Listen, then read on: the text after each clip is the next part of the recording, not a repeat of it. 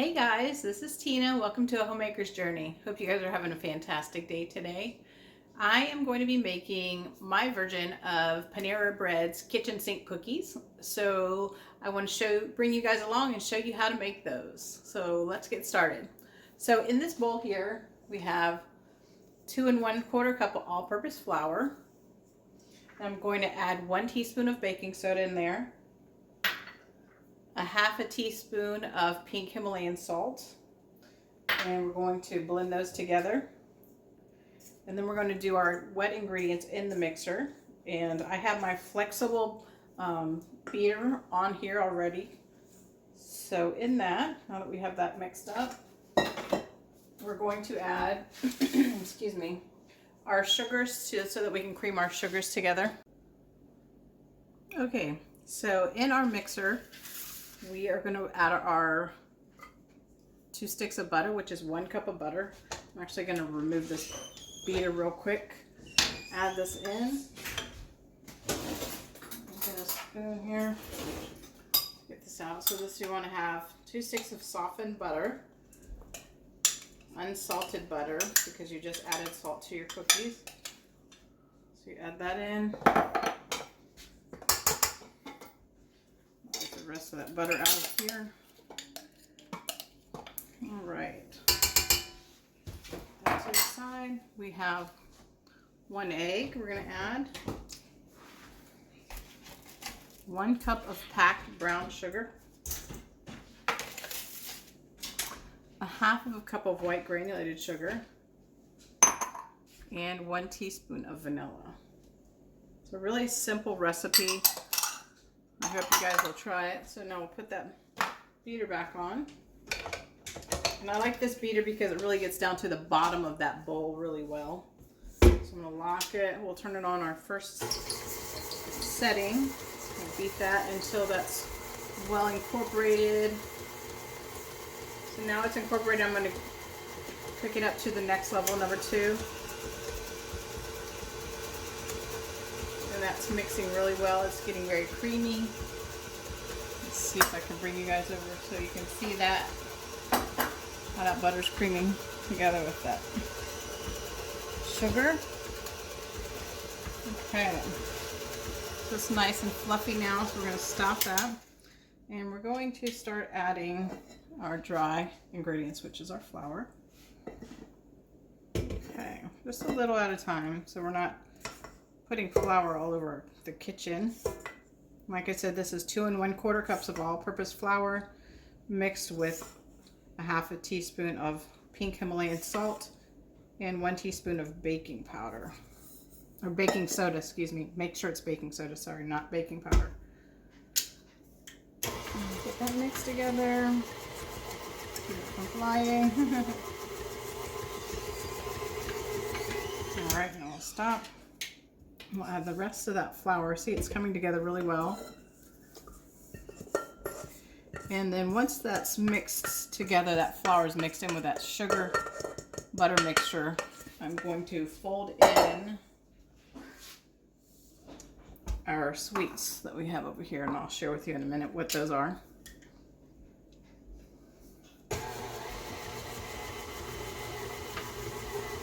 And the batter's coming together good.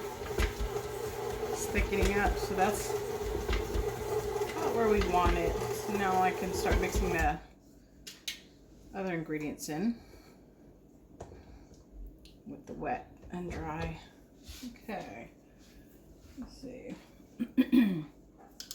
So it's a super easy dough to make. I have preheated my oven to 375, and I am going to be using a cookie scoop, which you can also use for meatballs. I'll show that to you in a moment.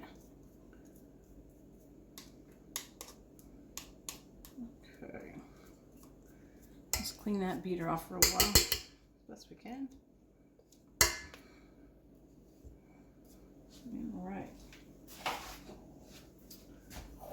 Now, I'm just going to take the rest of that butter that we have in that measuring cup, mix it in. I'm just mixing this in. Let me take this off. this back for the time being. And the rest of this we're going to be doing by hand anyway. So we're just incorporating that a little better with the, see if there's any dry flour on the bottom of this bowl. Hopefully you guys aren't getting my head in there. Okay, so we have 3/4 of a cup of dark chocolate morsels. They're the semi-sweet dark chocolate. 3/4 of a cup of peanut butter chips. Let's see. I don't want to miss any of those. 1/2 a cup of toffee chips. And then 3/4 of a cup of caramel bites. Now with Panera's, they also add, they don't add the caramel bits. They usually just do the toffee chips, but you can incorporate either or if you have them. Remember, this is a kitchen sink recipe, so it's really what you have in your kitchen. They also add pretzel sticks, which I really love them, but I don't have any on hand right now. So we're just gonna go with this. And so we're just gonna mix that in. This dough is looking a little bit dry.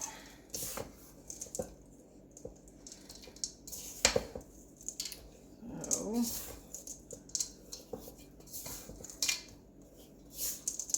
what am I going to? I'm going to add a little bit. I'm going to add one more egg actually into this because it's looking pretty dry. Give me just a moment so I can get that. All right, so like I said, this is a little bit dry right now. You can see how that's moving around. So I'm adding just one beaten egg to that mixture. And I'm going to just stir that in to incorporate that egg in there and moisten up that dough. We're having a pretty dry day here in Northern California, so it's creating some dryness to this dough. All right, that's looking a little better.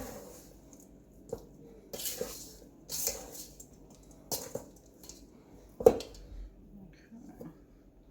You can see it's starting to stick together a lot better. I'm going to use my spatula to get down into the bottom of the cookie dough.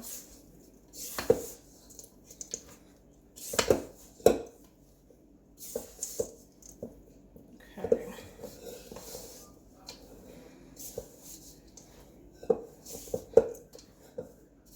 All right, it's looking good.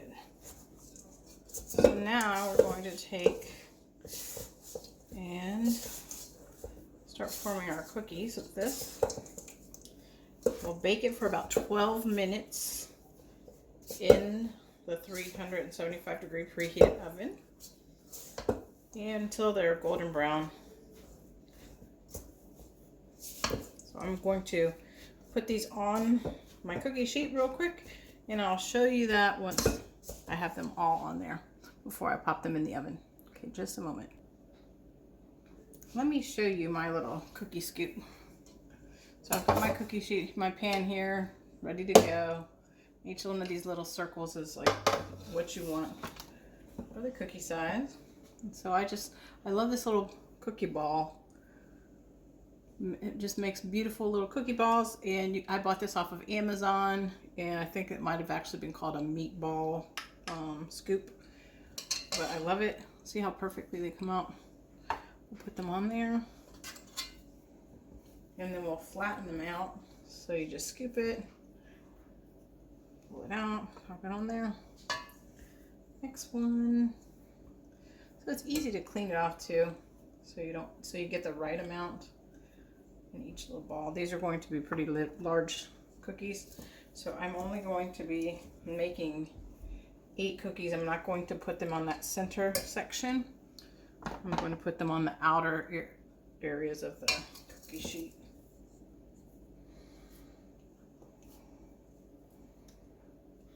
They just come out so pretty though with this, and that adding that extra egg just really helped to moisten that up nicely. Oops, making a mess here with this one.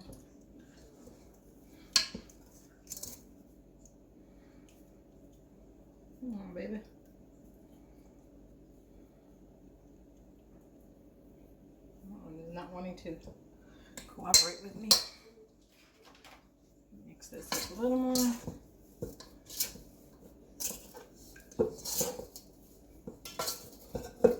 Spoon.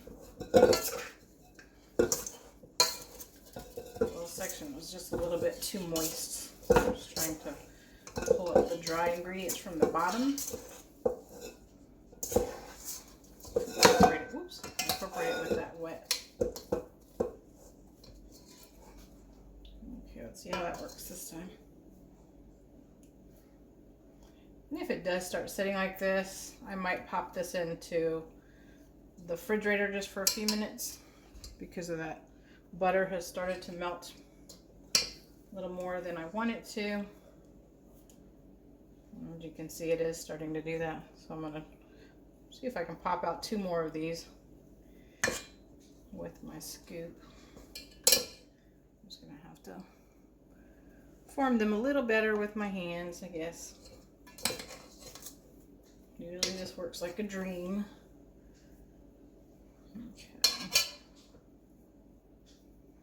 Okay, so now that we have our 8 balls, I'm going to flatten them down so that way they can spread out even better on that sheet. And we'll bake these in the oven, and I will show you those once they're out of the oven. These are going to be pretty big cookies though, as you can see. All right, so let me put these in the oven. Okay, so you can see that I have my oven set at 375. And we'll pop these in. I'm going to set the timer for 12 minutes, and then we'll come back when they're nice and golden. See you in a moment. What? Okay guys, so our cookies have actually been baking for 16 minutes, so I'm going to take those out now. And you can see how they have flattened down, but they're still nice and thick. So I'm going to allow these to cool for a few minutes, but I'm going to first sprinkle them with some Himalayan pink salt. And so I just have that in here, and I'm just going to sprinkle that over them just a little bit while they're cooling. And you'll have that salty and that caramel flavor that goes so well together.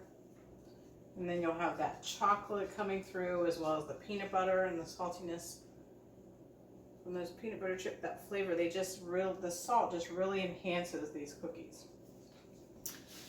And one other thing I wanted to share with you all, if you haven't tried pink Himalayan salt, this is from the Dollar Tree, you guys. It's called Salt 84 Himalayan Pink Salt Fine Grain. And for those of you who are of the Jewish faith, it's kosher certified. It's also vegan certified. And it's for those of you who are Muslim, it's halal certified. And it's non-GMO. So it's a non-GMO project verified. So this is a great salt, and it's only $1. Give it a try. I think you all will love it. And give these kitchen sink cookies, Tina's Virgin, a try as well. And you guys have a wonderful day. God bless you. Here are our perfect kitchen sink cookies, you guys. Hope you guys will give them a try. Don't they look delicious?